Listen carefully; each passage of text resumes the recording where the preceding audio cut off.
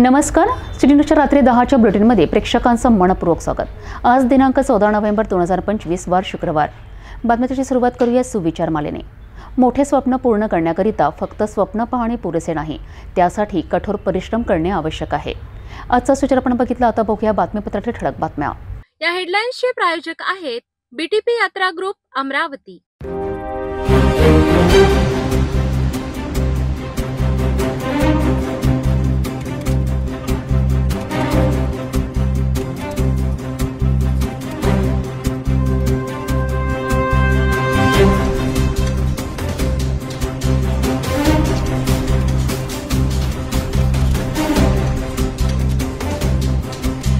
आपण ठळक बातम्या बघितल्या, आता घेऊया छोटासा ब्रेक। शादी और ब्याह की शुरुआत आराधना साड़ी के साथ। Aaradhana wholesale shopping mall L2 Bijland complex, Nandgaon Peth, Amravati, Jawahar road, Amravati. Break नंतर बघूया सविस्तर बातम्या। शिक्षण क्षेत्रातील गैरकारभार आणि विद्यार्थ्यांच्या न्याय हक्कांसाठी अमरावतीमध्ये अभूतपूर्व एल्गार पुकारण्यात आला आहे। अनेक वर्षांपासून प्रलंबित असलेल्या विद्यार्थी निवडणुका, प्रवेश प्रक्रियेतील दलालशाही आणि वाढीव शुल्क यामुळे संतप्त झालेल्या हजारो विद्यार्थ्यांनी रस्त्यावर उतरून संत गाडगेबाबा अमरावती विद्यापीठाला प्रश्न विचारले आहेत।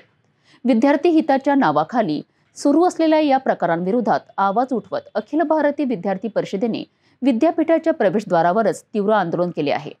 या आंदोलनाचा तपशील आणि विद्यार्थ्यांच्या प्रमुख मागण्या काय आहेत पाहूया या विशेष रिपोर्टमध्ये। अमरावती विभागातील विद्यार्थ्यांच्या ज्वलंत समस्यांना वाचा फोडण्याकरिता 14 नोव्हेंबर रोजी अखिल भारतीय विद्यार्थी परिषदेने एक भव्य मोर्चा काढलाय। अनेक वर्षांपासून बंद पडलेल्या छात्रसंघ निवडणुका तातडीने सुरू कराव्यात, ही विद्यार्थ्यांची मुख्य मागणी होती। प्रवेश प्रक्रियेत एजंट, ब्रोकर्स आणि तत्सम गैरप्रकारांचा वाढता प्रभाव लक्षात घेता विद्यापीठाने तातडीने यावर उपाययोजना कराव्यात, अशी स्पष्ट मागणी यावेळी करण्यात आली आहे। तसेच विविध अभ्यासक्रमांचे शुल्क निश्चित करताना कोणतेही निकष वापरले जात नाही, त्यामुळे शुल्कामध्ये एकसूत्रता आणावी, अशी ही मागणी विद्यार्थ्यांनी केली आहे। अमरावती शहरात गाडगेनगर येथील संत गाडगेबाबा समाधी स्थळापासून या मोर्चाला सुरुवात झाली आणि तो संत गाडगेबाबा अमरावती विद्यापीठापर्यंत काढण्यात आला। विभागातील मोठ्या संख्येने विद्यार्थी या आंदोलनात सहभागी झाले होते। विद्यापीठाच्या प्रवेशद्वाराबाहेर विद्यार्थ्यांनी ठिय्या देत विद्यापीठाविरुद्ध जोरदार घोषणाबाजी केली आहे। विद्यार्थ्यांच्या मागण्या त्वरित पूर्ण न झाल्यास यापेक्षाही तीव्र आंदोलन छेडण्याचा स्पष्ट इशारा यावेळी अखिल भारतीय विद्यार्थी परिषदेने दिला आहे। विद्यार्थ्यांचा हा एल्गार विद्यापीठ प्रशासनाला तातडीने कृती करण्यास भाग पाडेल का, हे पाहणे महत्त्वाचे ठरेल। या मोर्चामध्ये फक्त अमरावतीच नाही तर बुलढाणा, वाशिम, अकोला, यवतमाळ या पाचही जिल्ह्यांमधून मोठ्या प्रमाणात छात्रशक्ती इथे आले आहे। हा मोर्चा आम्ही सुरुवात केली होती 7 तारखेला कॉलेज बंद आंदोलनापासून। कॉलेज बंद आंदोलन झाले, त्यानंतर कॉलेज बंद आंदोलनाने आम्हाला सर्व विद्यार्थ्यांनी समर्थन दिलं आणि आज मोठ्या प्रमाणात विद्यार्थी मला इथे दिसतो आहे। आणि हा मोर्चा आम्ही गाडगेबाबा मंदिर गाडगेनगर इथून सुरू केला आणि विद्यापीठावरती हा मोर्चा धडकणार आहे आमचा। जवळपास कोणकोणत्या जिल्ह्यातून या ठिकाणी विद्यार्थी आले असतील? यामध्ये बुलढाणा, वाशिम, यवतमाळ, अमरावती, अकोला या पाचही जिल्ह्यांमधून मोठ्या प्रमाणात प्रत्येक तालुक्यावरनं 83 ते 82 महाविद्यालयातले विद्यार्थी इथे आलेले आहेत। माझं नाव रिद्धेश देशमुख, अमरावती महानगर मंत्री, अखिल भारतीय विद्यार्थी। नमस्कार, पायल गिनाके, अखिल भारतीय विद्यार्थी परिषद विदर्भ प्रांत मंत्री आहे। हा मोर्चा आपण ठिकठिकाणी काढत आहोत। आपण हा मोर्चा काही हेड्स खाली काढत आहोत, जसं की प्रवेश असेल, परीक्षा असेल, परिणाम असेल, पदभरती असेल, पाठ्यक्रम असेल, त्यातल्या त्या सगळ्यात महत्त्वाचा मुद्दा म्हणजे छात्रसंघ निवडणुका। या छात्रसंघ निवडणुका अजूनपर्यंत झालेल्या नाही आहे, सर्व ठिकाणी चालू आहे, पण महाराष्ट्रामध्ये आणि या विद्यापीठामध्ये सुद्धा चालू नाही आहे। यासाठी आम्ही आज अखिल भारतीय विद्यार्थी परिषद या संत गाडगेबाबा अमरावती विद्यापीठ आणि या विद्यापीठ प्रशासनाच्या विरोधामध्ये हा धडक मोर्चा सर्व विद्यार्थ्यांसोबत आणलेला आहे। बरोबर आहे, आमच्या मागण्या पूर्ण होईल की नाही हे तर आम्ही ग्वाही देतो की आमच्या मागण्या पूर्ण होणार, कारण आमच्या मागण्या या विद्यार्थी हितार्थ आहे आणि हे विद्यापीठ सुद्धा विद्यार्थी हितार्थ आहे। त्यामुळे या प्रशासनाला विद्यार्थी परिषद आणि या छात्रशक्तीच्या पुढे नमावंच लागेल आणि जर छात्रशक्तीच्या पुढे नमत नाही आहे तर याच्या पुढेही आम्ही पाठपुरावा करेल। पाठपुरावा केल्यानंतर जर समजा हे विद्यापीठ प्रशासन विद्यार्थ्यांच्या हितात नसेल तर आम्ही पुन्हा एक मोठं आंदोलन करेल।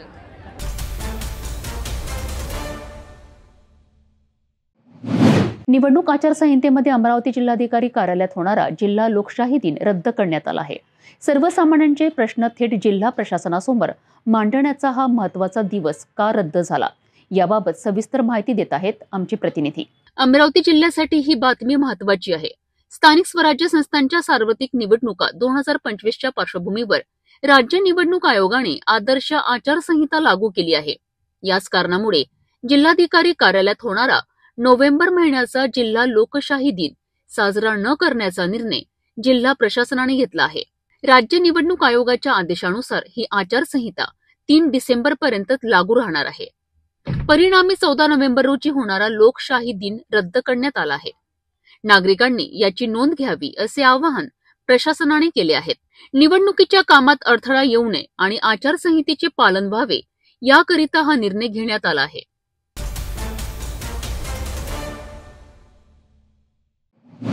बालदिनानिमित्त जिल्हा परिषद मराठी मुलींची शाळा अमरावती येथे बाल हक्कांचे संरक्षण आणि विशेषतः बालविवाह मुक्त महाराष्ट्र या संकल्पनाला बळ देण्यासाठी अमरावतीमध्ये एक भव्य जनजागृती रॅली आयोजित करण्यात आली होती. काय होता या रॅलीचा उद्देश आणि कसा झाला हा कार्यक्रम, बघूया विशेष वृत्तांतामध्ये.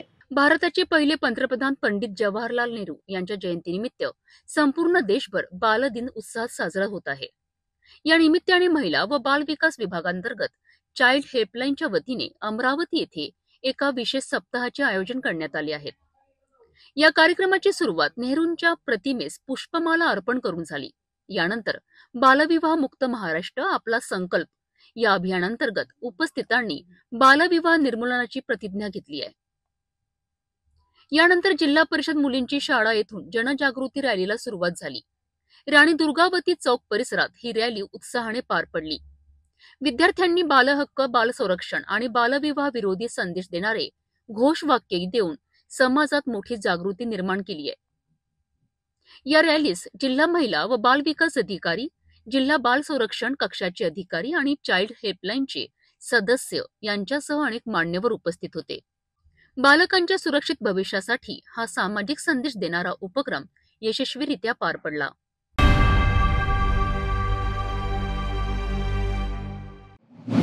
अमरावती जिल्ह्यातून जिथे शिवसेनेचा भगवा झेंडा मोठ्या ताकदीने फडकवण्यासाठी तयारी सुरू झाली आहे, राज्याचे माजी मुख्यमंत्री आणि विद्यमान उपमुख्यमंत्री एकनाथ शिंदे यांच्या मार्गदर्शनाखाली अमरावती जिल्ह्यात शिवसेनेचा वटवृक्ष लावणारे शिवसेनेचे अमरावती जिल्हा प्रमुख अरुण पडोळे यांनी सिटी न्यूजशी खास बातचीत केली आहे. येणाऱ्या स्थानिक स्वराज्य संस्थांच्या निवडणुकीमध्ये शिवसेनेची काय रणनीती असेल, शिंदे यांचे नेतृत्व जिल्ह्यात कसे पोहोचत आहे आणि सामान्य लोकांसाठी सुरू असलेल्या शासकीय योजनांचा प्रभाव काय आहे, या सर्व विषयांवर अरुण पडोळे यांनी सडेतोड उत्तर दिली आहेत. बघूया मुलाखतीचा एक विशेष भाग आणि अमरावती जिल्ह्यातील शिवसेनेच्या वाढत्या प्रभावाचा हा खास वृत्तांत. महाराष्ट्राच्या राजकारणात मोठा प्रभाव असलेल्या शिवसेना पक्षाने आता अमरावती जिल्ह्यावर आपले लक्ष केंद्रित केले आहे. राज्याचे उपमुख्यमंत्री एकनाथ शिंदे यांच्या नेतृत्वाखाली शिवसेनेचे अमरावती जिल्हा प्रमुख अरुण पडोळे यांनी स्थानिक स्वराज्य संस्थांच्या निवडणुकीसाठी रणशिंग फुंकले आहेत. सिटी न्यूजला दिलेल्या विशेष मुलाखतीत पडोळे यांनी स्पष्ट केले आहे की जिल्हा परिषद, महानगरपालिका, नगरपंचायत आणि पंचायत समिती या सर्व ठिकाणी भगवा झेंडा फडकवण्यासाठी पक्ष सज्ज आहे. उपनेते आनंदराव अडसूळ आणि माजी आमदार कॅप्टन अभिजित अडसूळ यांच्या मार्गदर्शनाखाली जिल्ह्यात संघटनेचा व्याप मोठ्या ताकदीने वाढत असल्याचे त्यांनी सांगितले आहे. राज्य सरकारने शेतकरी, शेतमजूर आणि लाडली बहिणीसाठी सुरू केलेल्या महत्वाकांक्षी योजनांमध्ये एकनाथ शिंदे यांची भूमिका निर्णायक ठरली आहे. याच लोकहितैषी कामांमुळे अमरावती जिल्ह्यातील जनतेचा शिवसेनेवरील विश्वास वाढला आहे. इच्छुक उमेदवारांना कठोरा रोड येथील अरुण पडोळे यांच्या जनसंपर्क कार्यालयात संपर्क साधण्याचे आवाहनही त्यांनी केले आहे. शिंदे यांच्या नेतृत्वाखाली शिवसेना अमरावती जिल्ह्यात आपला राजकीय वटवृक्ष आणखी मजबूत करण्यासाठी तयार आहेत. आज महाराष्ट्रातच नव्हे तर मराठवाडा सगळे जे आपले जे 36 जिल्हे आहेत, 36 जिल्ह्यामध्ये खूप मोठी अतिवृष्टी झालेली आहे पाण्याची. त्यामुळे शेतकरी बांधवांचे खूप मोठ्या प्रमाणात नुकसान झालेले आहे. सोयाबीनचे सुद्धा खूप नुकसान झालेले आहे. कपाशी पाण्यामध्ये डुबल्या, केळीचं खूप नुकसान झालेलं आहे. हे सगळं पाहत असताना सन्माननीय आमचे एकनाथजी शिंदे साहेब कास्तकारांच्या बांधावर जाऊन स्वतः त्यांनी पाहणी केली आणि पाहणी केली असता शेतकऱ्यांचं नुकसान भरपाई हा सर्वप्रथम एकनाथजी शिंदे साहेबांनी निर्णय घेतला आणि ह्या निर्णयाच्या अनुषंगाने शेतकरी बांधवांना हेक्टरी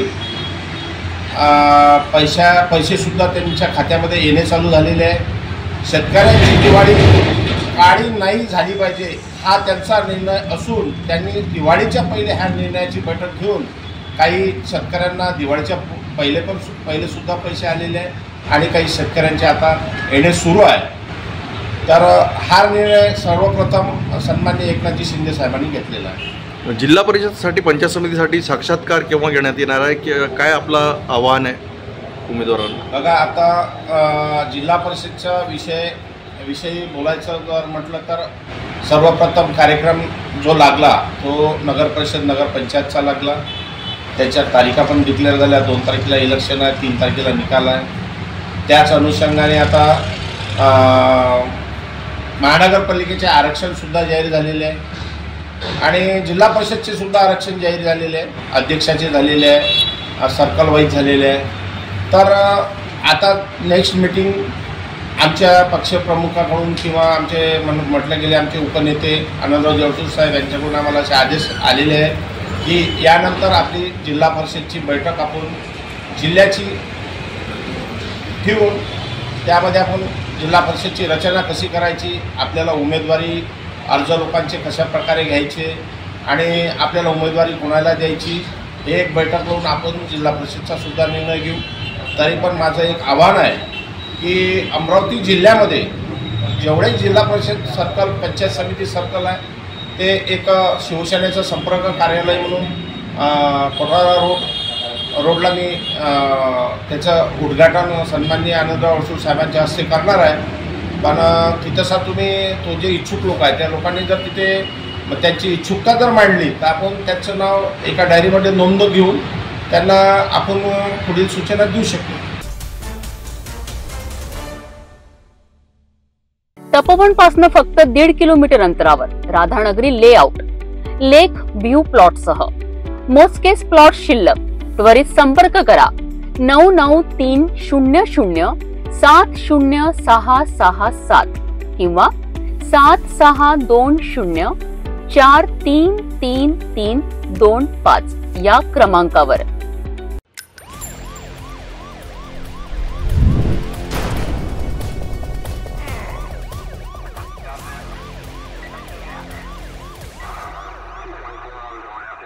कपिलनगर पोलिसांच्या पथकाने एक मोठी कारवाई करत कुख्यात फरार आरोपीला अखेर ताब्यात घेतले आहे। वरिष्ठ पोलीस निरीक्षक सतीश आडे यांनी दिलेल्या माहितीनुसार ही कारवाई 14 नोव्हेंबर रोजी रात्री 7च्या सुमारास करण्यात आली। आरोपी विरुद्ध अनेक गुन्ह्यांची नोंद असून पुढील तपास पोलिसांकडून सुरू आहे। कपिलनगर पोलीस ठाण्याचे वरिष्ठ पोलीस निरीक्षक सतीश आडे यांच्या मार्गदर्शनाखाली पोलिसांनी एक महत्त्वाची कामगिरी बजावली आहे। 14 नोव्हेंबर रोजी रात्री अंदाजे 7 वाजता गुप्त माहितीच्या आधारे पोलिसांनी छापा टाकून कुख्यात फरार आरोपीला ताब्यात घेतले। हा आरोपी अनेक गुन्ह्यांमध्ये वॉन्टेड होता आणि बराच काळपासून पोलिसांना चकवा देत होता। आरोपी विरुद्ध आधीच गुन्हे दाखल असून त्याच्याकडून काही महत्त्वाची माहिती मिळण्याची शक्यता व्यक्त केली जात आहे। या प्रकरणाचा सखोल तपास सुरू असल्याचे वरिष्ठ पोलीस निरीक्षक सतीश आडे यांनी सांगितले। स्थानिक गुन्हेगारीवर मोठा आळा बसावा यासाठी पोलिसांची ही कारवाई महत्त्वाची मानली जात आहे। पोलीस स्टेशन कपिलनगर येथील अपराध क्रमांक 548/2025 हा दिनांक 27/7/2025 ला गुन्हा घडला होता। यामधील हा गुन्हा जो आहे हा हाफ मर्डरचा होता। त्यामध्ये कलम 109, 333, 296 आणि 135 महाराष्ट्र पोलीस कायद्याने गुन्हा दाखल करण्यात आला होता। यामधील जो पाहिजे आरोपी आहे याचं नाव आहे रिहान उर्फ मोंटू शेख रियाज शेख, 27 वर्ष, मोमिनपुरा, ढोबी पोलीस स्टेशन तहसील। हा गुन्हा घडल्यापासून फरार होता। परवाच्या दिवशी आमच्या डीबी पथकाला याची गोपनीय माहिती मिळाली की तो हद्दीमध्ये फिरतोय। त्यावरून सापळा रचून त्याला ताब्यात घेतलं, मान्य कोर्टासमोर त्याला पेश केलेलं आहे आणि पुढील तो आतापर्यंत कुठं फरार होता याचा सविस्तर तपास पण करण्यात आलेला आहे। वेळेत आम्ही या संपूर्ण गुन्ह्याचा दोषारोप दाखल मान्य कोर्टामध्ये आम्ही करणार आहोत।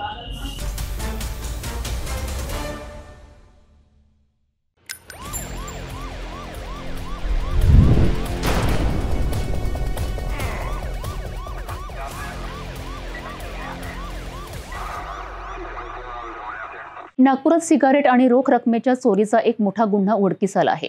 एका पानठेल्यातून 1.5 लाखाहून अधिकची रोकड आणि सिगारेटची चोरी झाली आहे. पोलिसांनी अत्यंत कमी वेळेत आरोपीला अटक केली आहे. धक्कादायक बाब म्हणजे या आरोपीवर शहरातील इतरही अनेक चोरी आणि गुन्ह्यांचे आरोप आहेत. काय आहे संपूर्ण प्रकरण पाहूया सविस्तर वृत्तामध्ये. नागपूरच्या सदर पोलीस स्टेशन हद्दीत एका पानठेला मालकाने तक्रार दाखल केली होती. त्यांच्या पानठेल्यातील फ्रीजमध्ये ठेवलेली 1,50,000 रुपये रोख रक्कम आणि 10,000 रुपयांचे सिगारेटचे 30 पॅकेट असा एकूण 1,60,000 रुपयांचा मुद्देमाल चोरीला गेला होता. या घटनेमुळे परिसरात एकच खळबळ माजली आहे. गुन्हा दाखल होताच तपास पथकाने तात्काळ कारवाई सुरू केली आहे. गोपनीय माहिती आणि ठोस पुराव्यांच्या आधारे पोलिसांनी गौरव रवी भोयर वय 25 वर्ष या आरोपीला MIDC परिसरातनं ताब्यात घेतले.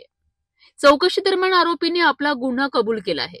पोलिसांनी आरोपीकडनं चोरी झालेले सिगारेटचे पॅकेट्स आणि गुन्हा करताना वापरलेले दुचाकी वाहन जप्त केले आहेत. विशेष म्हणजे जप्त केलेली Activa MH49 BD 6553 Dhantoli police स्टेशनमधील चोरीच्या गुन्ह्यात नोंद आहे. एवढंच नाही तर आरोपीने चौकशीतील गिट्टी खदान आणि राणा प्रतापनगर इथूनही 2 ऍक्टिवा गाड्या चोरल्याची कबुली दिली आहे. तसेच सदर पोलीस ठाण्याच्या हद्दीतील 3 बॅटरी चोरीच्या घटना आणि ATM फोडण्याचा प्रयत्न यांसारख्या अनेक गुन्ह्यांमध्ये त्यांचा सहभाग असल्याचे निष्पन्न झाले आहे. आरोपी गौरव भोयरला 12 नोव्हेंबर रोजी अटक करण्यात आली असून पुढील तपास सुरू आहे. सदर पोलीस स्टेशनमध्ये पाठीमागच्या महिन्यामध्ये एक बहरामजी टाऊन या ठिकाणी करण यादव यांचा पानठेला होता.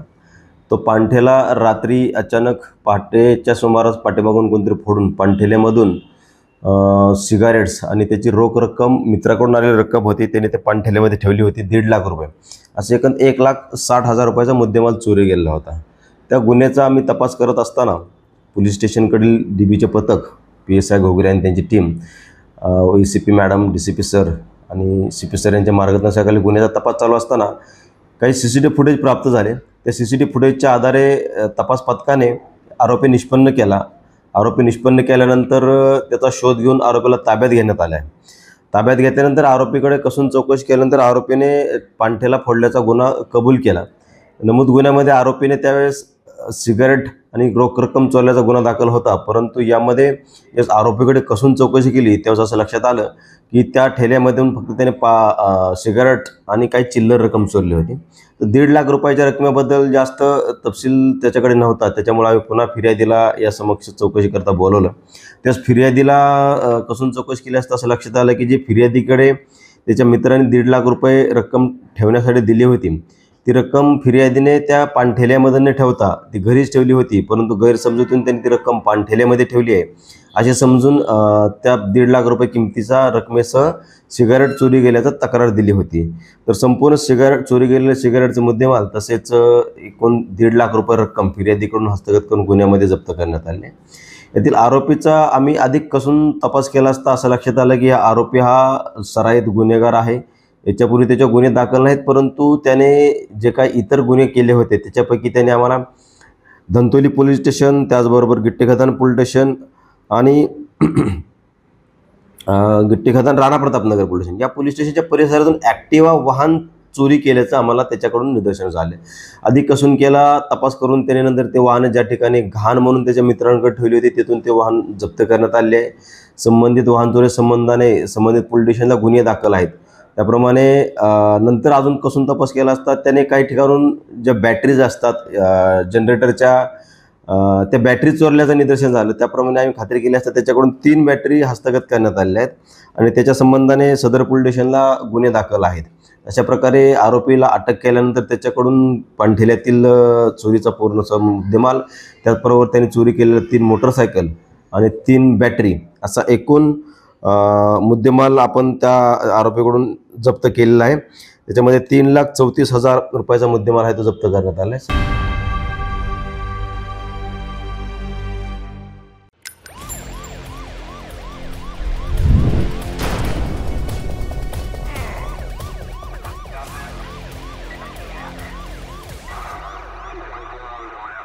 वैद्यकीय शिक्षण आणि सेवा क्षेत्रातील एका प्रतिष्ठित संस्था एम्स नागपूरमधून एक अत्यंत धक्कादायक आणि दुर्दैवी बातमी समोर येत आहे.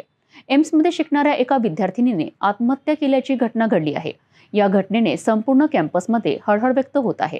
या प्रकरणाच्या चौकशीसाठी आता पोलिसांवर लक्ष केंद्रित झाले आहे. या प्रकरणी एम्स नागपूरच्या उच्चपदस्थ सूत्रांनी काही महत्त्वपूर्ण माहिती दिली आहे, मात्र त्यांनी अनधिकृतपणे बोलण्यास नकार दिला आहे.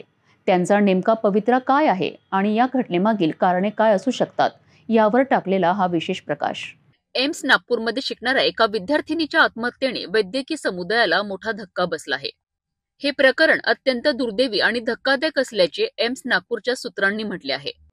मात्र हा विषय सध्या पोलिसांच्या तपासणीखाली असल्याने याविषयी अधिकृतपणे कोणतीही प्रतिक्रिया देण्यास एम्स प्रशासनाने स्पष्टपणे नकार दिला आहे. एम्सच्या उच्चपदस्थ सूत्रांनी खासगीत माहिती देताना सांगितले आहे की मृत विद्यार्थिनीला संस्थेमध्ये येऊन केवळ 2 ते 3 महिनेच झाले होते. महत्वाचे म्हणजे ती त्वचा रोग या विभागाची विद्यार्थिनी होती. डर्माटोलॉजी शाखेमध्ये कामाच्या वेळा तुलनेत निश्चित असतात. सकाळी 9 ते सायंकाळी 5 या वेळेत काम असते, ज्यामुळे अन्य वैद्यकीय शाखांप्रमाणे या विद्यार्थिनीवर कामाचा ताण किंवा रात्री थांबण्याचा अतिरिक्त भार असण्याचा प्रश्नच उद्भवत नाही. सूत्रांनी पुढे स्पष्ट केले आहे की एम्स नागपूरमध्ये विद्यार्थ्यांसाठी नियमितपणे समुपदेशन सत्रे, तणावमुक्ती कार्यशाळा आणि तणाव व्यवस्थापनाची व्यवस्था उपलब्ध आहे. यामुळे शैक्षणिक आणि कामाच्या ताणामुळे हा प्रकार घडला असण्याची शक्यता कमी आहे. एम्स प्रशासनाने या घटनेवर दुःख व्यक्त केले असून या आत्महत्येमागील नेमके कारण काय आहे याचा तपास करण्याचा अधिकार केवळ पोलिसांनाच आहे. त्यामुळे संस्थेकडून कोणतेही अधिकृत भाष्य केले जाणार नाही. एम्सने तपासणीची संपूर्ण जबाबदारी आता पोलिसांवर सोपवली आहे. वैद्यकीय महाविद्यालय एम्स संबंधाने ही घटना असून त्यात मृतक नामे समृद्धी कृष्णा कांत पांडे वय 24 वर्ष हिने गळफास ओढणीने स्वतःच्या तिच्या राहत्या ठिकाणी म्हणजे PVHP पॅटमध्ये राहते ती शिव कैलासच्या रेसिडेन्सीमध्ये. तर ही आत्महत्या झाल्यानंतर त्याच्या घरचे कालच तिला घेऊन गेलेले आहेत त्यांच्या मूळ गावी बस्तर बिहारमध्ये. आणि त्या संबंधाने आता पोलिसांचा तपास वगैरे सुरू आहे. त्यात PM देखील झालेले आहे. तिची मैत्रिणी किंवा तिला आसपासचे राहणारे तसे गार्ड्स नंतर एमचे तिचे मित्र यांचा सध्या जबाब देऊन तपास सुरू आहे. सर, या तपासामध्ये प्राथमिक माहिती समोर काय येत आहे, नेमकं कारण काय आहे, काय सांगा? तसे अद्याप ठोस कारण तसे काही आलेलं नाही, परंतु मात्र प्राथमिक तपासात ती मैत्रिणीकडून मिळालेल्या माहितीनुसार तिला शैक्षणिक थोडं ती जास्त मनाला लावून घ्यायची किंवा परीक्षा अभ्यासक्रम याविषयी जास्त टेन्शन घ्यायची आणि त्या तणावातून किंवा त्या टेन्शनमधूनच तिने ती आत्महत्या केली असावी असं प्रथमदर्शनी वाटतं.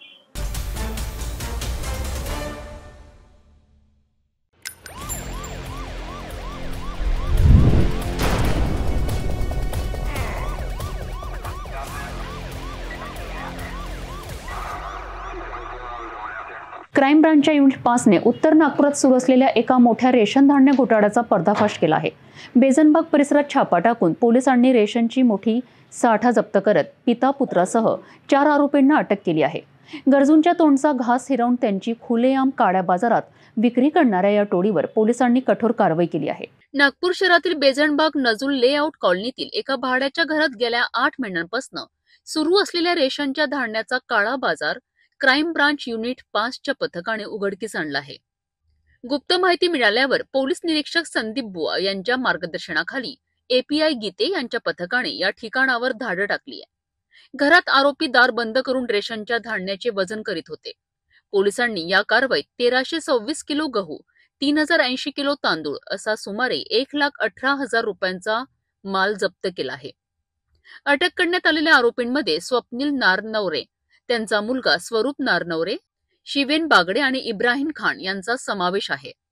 आरोपी बस्त्यांमध्ये फिरणाऱ्या काही युवकांना हाताशी धरून रेशनचे धान्य जमा करतं आणि नंतर ते भंडारा येथील राईस मिल पर्यंत पोहोचवत असल्याची माहिती चौकशीत उघड झाली आहे.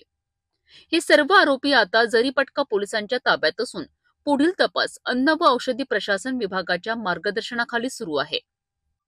पोलिसांनी ते भाड्याचे घरही सील केले आहेत.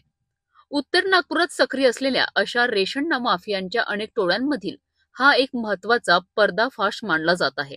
मेकोसाबाग येथे नजूल प्लॉट कॉलनी आहे जरीपटका हद्दीत. त्या ठिकाणी इसम नाम आहे स्वप्नील उर्फ बबलू अविनाश नारनवरे, राहणार लुंबिनी नगर झोपडपट्टी.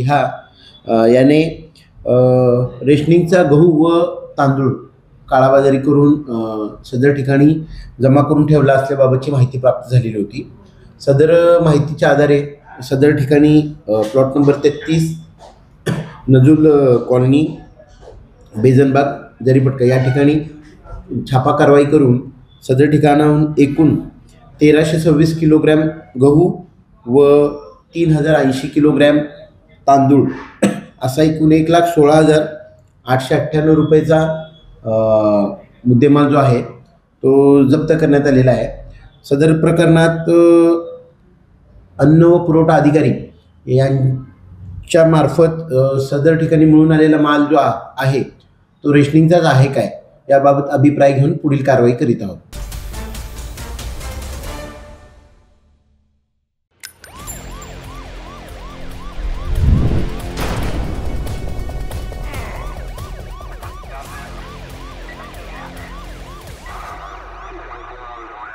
नरेंद्र मोदी योजनेच्या नावाखाली महिलेकडून मोठी फसवणूक.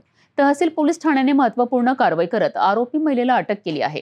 वरिष्ठ पोलीस निरीक्षक शुभांगी देशमुख यांनी दिलेल्या माहितीनुसार ही फसवणुकीची घटना 14 नोव्हेंबर रोजी उघडकीस आली आहे.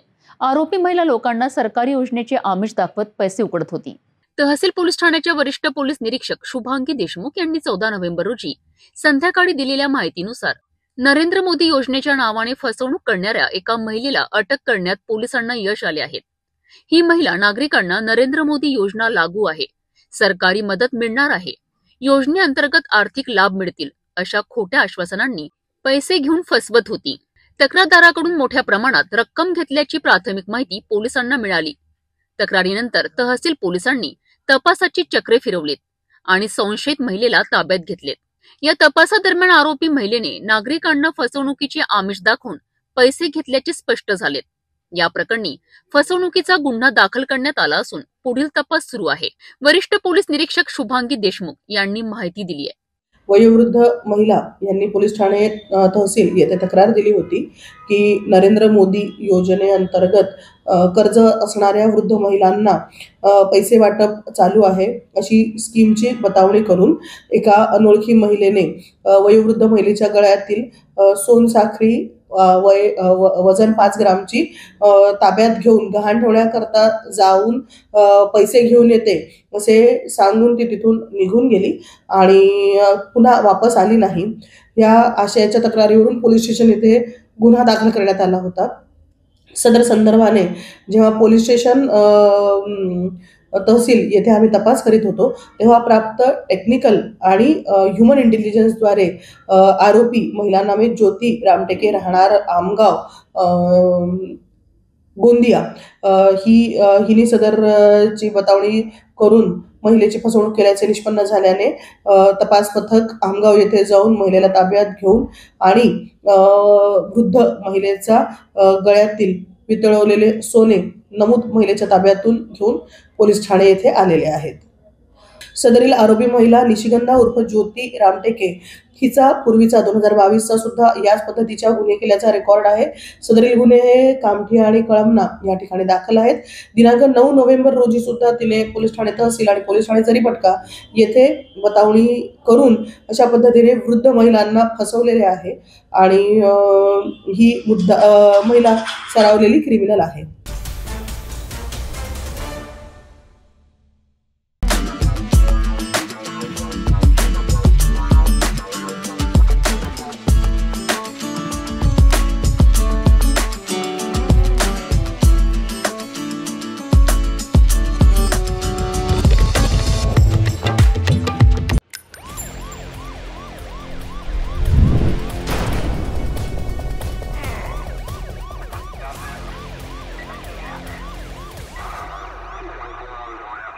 धामणगाव रेल्वे यवतमाळ बायपास रोडवरील नारगावंडी परिसरात सायकल आणि दुचाकी यांचा भीषण अपघात झाला असून दोघे युवक गंभीर जखमी झाले आहेत.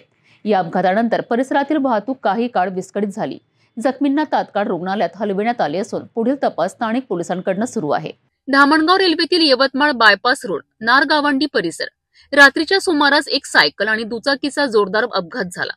सायकलवरून जात असलेला 22 वर्षीय राम विजन बिहारचा असला तरी सध्या धामणगाव रेल्वे येथे स्थानिक जिनिंगमध्ये मजुरीचे काम करतो. त्याचवेळी त्या मार्गावरून दुचाकीने जात असलेला अनिकेत पंडित मेश्राम वय 26 वर्ष राहणार भिल्ली याची सायकल स्वारासोबत जोरदार धडक झाली. धडक ही इतकी भीषण होती की दोघेही रस्त्यावर फेकले गेले व गंभीर जखमी झालेत. घटनास्थळावरनं नागरिकांनी तात्काळ दोन्ही युवकांना धामणगाव रेल्वेच्या ग्रामीण रुग्णालयात हलविले. यामध्ये अनिकेत मेश्राम याची प्रकृती गंभीर असल्याने प्राथमिक उपचारानंतर त्याला तातडीने यवतमाळ येथे हलविण्यात आले आहे. या घटनेमुळे अपघातस्थळी वाहतूक काही काळ विस्कळीत झाली होती.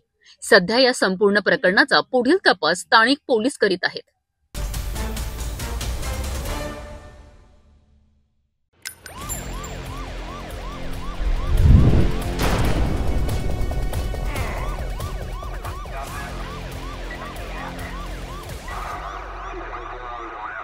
येवला शहरात पोलिसांनी मोठी धडक कारवाई करत गांजा तस्करीचं जाळं उखडून काढलं आहे.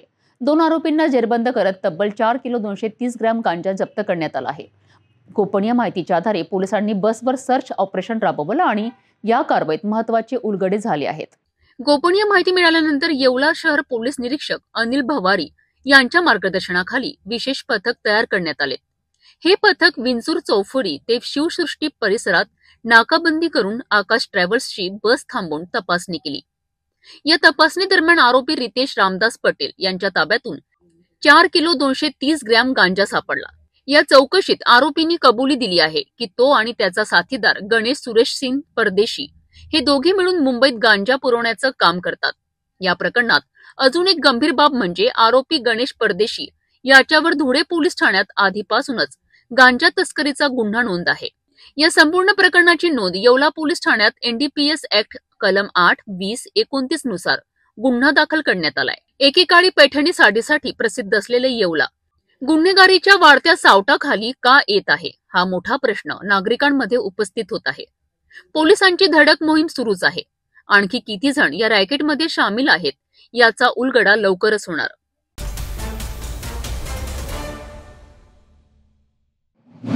बिहार विधानसभा निवडणुकीत एनडीएला मिळालेल्या मोठ्या विजयाचा जल्लोष औसा शहरात जल्लोषात साजरा करण्यात आला.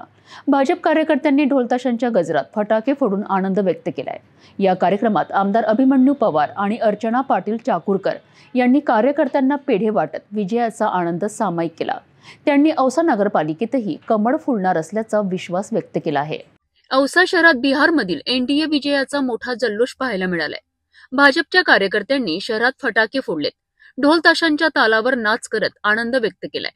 वातावरण पूर्णपणे उत्साहाने भरलेले होते. या कार्यक्रमात आमदार अभिमन्यू पवार आणि अर्चना पाटील चाकूरकर यांनी कार्यकर्त्यांना भेटून पेढे वाटलेत आणि विजयाचा आनंद साजरा केला. अर्चना म्हणाल्यात की बिहारचा विजय ही सुरुवात आहे. औसा नगरपालिकेतही भाजपचा भगवा झेंडा नक्कीच फडकणार. लोक विकासाला मत देतात आणि औसा शहरही विकासालाच पाठिंबा देईल. यावेळी आमदार अभिमन्यू पवार यांनीही कार्यकर्त्यांमध्ये उत्साह निर्माण करणारे भाषण केले. ते म्हणालेत की भाजपा विकासाच्या बळावर औसा नगरपालिकेत सत्ता मिळवणार आहे. बिहारमधील जंगलराज संपवून नरेंद्र मोदी आणि नितीश कुमार यांनी दाखवलेले काम औसातही दिसेल. या विजयानंतर औसा शहरात राजकीय उत्साहाची लाट पसरली आहे. कार्यकर्त्यांमध्ये आत्मविश्वास वाढला आहे. शहरातील प्रमुख चौकांमध्ये, कार्यालयांमध्ये आणि भेटीगाठींमध्ये निवडणुकीची रंगत वाढलेली दिसत आहे. या कार्यक्रमाला मोठ्या जाता जाता पुन्हा एकदाच्या ठळक बातम्या.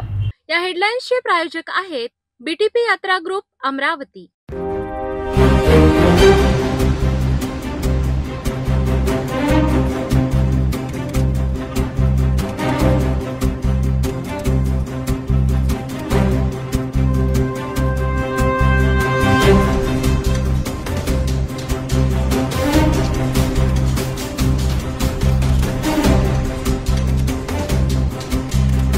आपण आता सिटी न्यूज चॅनल आपल्या टीव्हीवरही बघू शकता. यामध्ये next channel 117, Jio channel 872, GTPL channel 73, Fastway channel 256 वर बघू शकाल.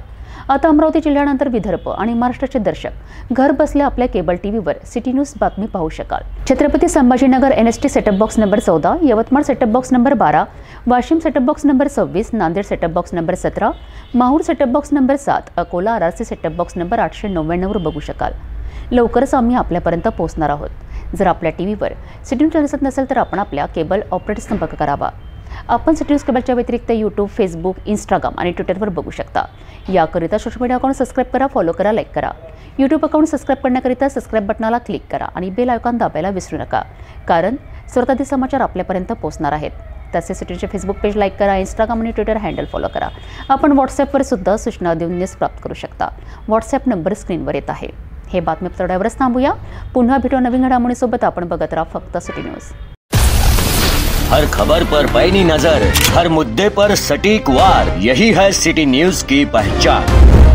जहाँ सच्चाई की आवाज दबाई जाती है, वहाँ सिटी न्यूज उठाता है सवाल. हर स्क्रीन पर, हर प्लेटफॉर्म पर हमारी मौजूदगी बोलती है. सिटी न्यूज, हमेशा सच के साथ. अस्वीकरण. सिटी न्यूज चॅनलवर राजकीय, सामाजिक, धार्मिक कार्यकर्ते, प्रशासकीय अधिकारी, कर्मचारी किंवा कोणत्याही व्यक्तीने व्यक्त केलेली विचार अथवा माहिती ही त्यांची वैयक्तिक मते आहेत. त्या मतांशी सिटी न्यूज चॅनलची सहमती असणे आवश्यक नाही.